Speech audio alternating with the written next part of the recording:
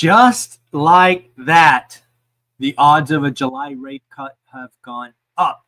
If you remember, folks, yesterday we had the first of 3 jobs numbers, the JOLTS report, and that came in strong, above expectations by about 300,000 job openings. Well, we just got the ADP report, and it was beyond ugly. Last month was ugly when expectations were about 180,000, and it came in at 37,000. Well, this month said, hold my beer. It actually came in negative. Yes, folks, negative 33,000. Expectations for ADP report were a cool 100,000. So this is a significant beat and a psychological beat that is important and can't be missed. A negative number means jobs contracted. We saw over 100,000. Yes, folks, 100,000 jobs lost in service-based roles, professional and business service, and health and education. This is not a sign of an economy doing well. We are a service-based economy. And when you are losing jobs in a service-based economy, in a service sector, that is no bueno. That's not good. Now, of course, the big number is tomorrow. Tomorrow is the number that matters.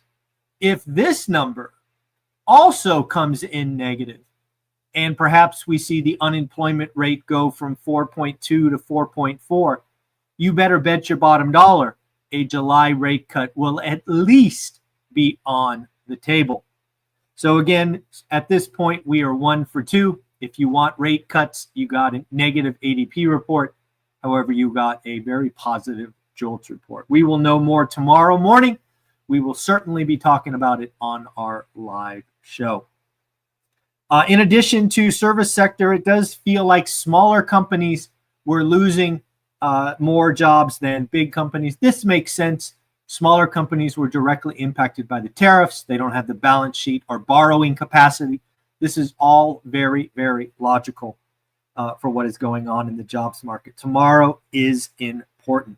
I want to let you know something about our amazing school community. Not only is it a crazy value at 67 cents today, we have some of the best human beings on the planet inside that community.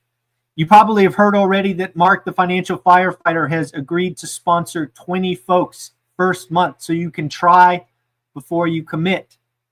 Now we have more folks. We have Mikey, Charles, and Carrie have also agreed to match Mark's contribution. So folks, at this point, 40 of you could sign up for school, join accountability groups, get the education, come to our Sunday conversations, and it will cost you nothing.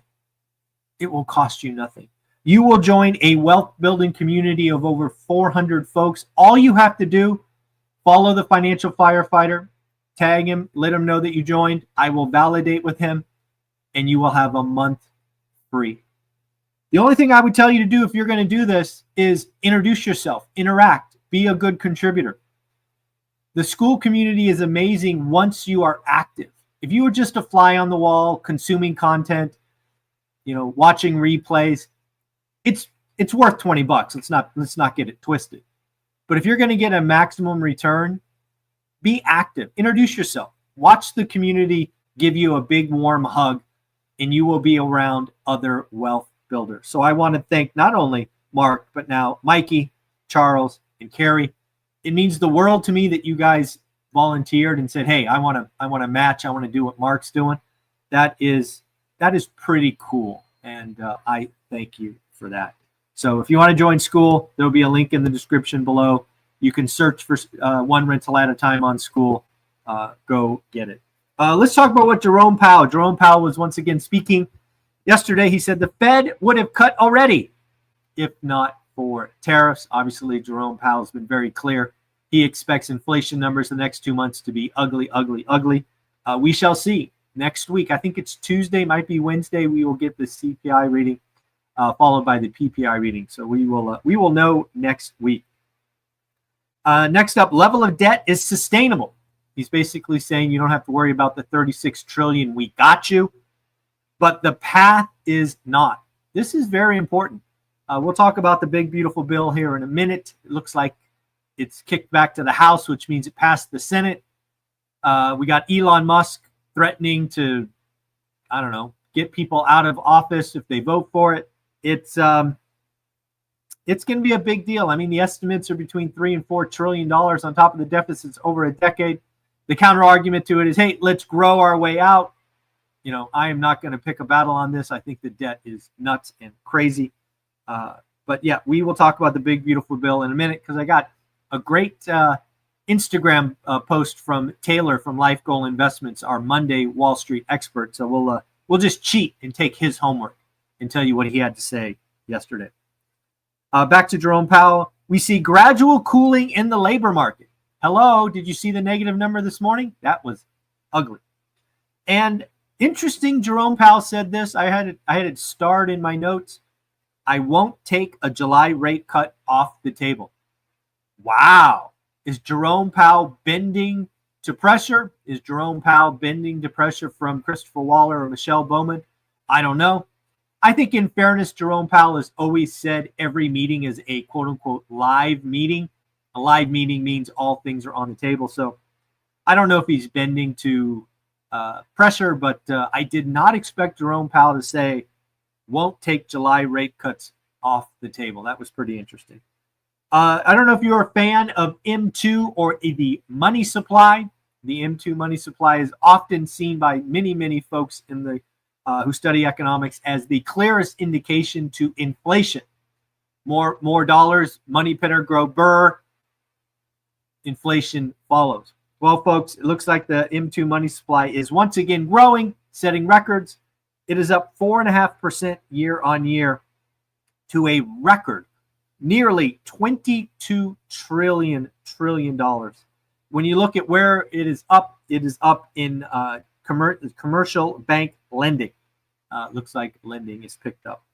Folks, I want to let you know about an exciting event on July 10th. July 10th, the one and only Dion from Dion Talk is going live on Bigger Pockets. He is talking about how the binder method enabled early retirement. Folks, if you don't know, Dion will be the keynote at the upcoming Bigger Pockets event in Vegas. I hope to see you there. Always come out to support Dion. He does so many great things for this channel, as well as being the narrator for both of my books on Audible. I will never forget that he did that for us. I can't believe he did that for us. But yes, Dion will be live 9 a.m. July 10th. How binder method enabled early retirement.